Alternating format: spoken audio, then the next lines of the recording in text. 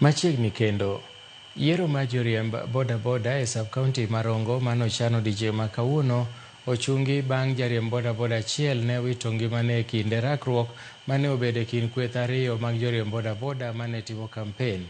Lendo machungo yiero no landi kod jatend obila ma sub-kaunti ma Rongo Salim Fundi. Fundi owacho ni yiero no ma joriemb bodaboda ma Rongo ibiro tim tok penj maduong' mar klas 12. Jatend obila no olero ni ng'at achiel nowito ngimane ka ji adek noyudo hinyruok e kinde rakruok mar kweth ariyo mag joriemb bodaboda mane timo kampen e chuny boma ma Rongo. Watu wanne waliweza kuumizwa wakapelekwa hospitali ya Rongo Sub County Hospital.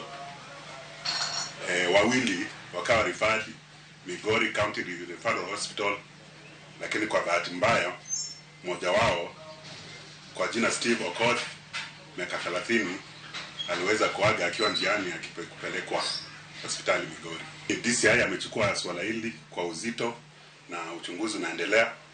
Kwa sasa mshukiwa mkuu ambaye aliweza kudunga marehemu na wengine aliweza kutambulika na anatafutwa, na hivi karibuni tutamshika. Kwa sasa hakuna election ya bodaboda ambayo itafanyika.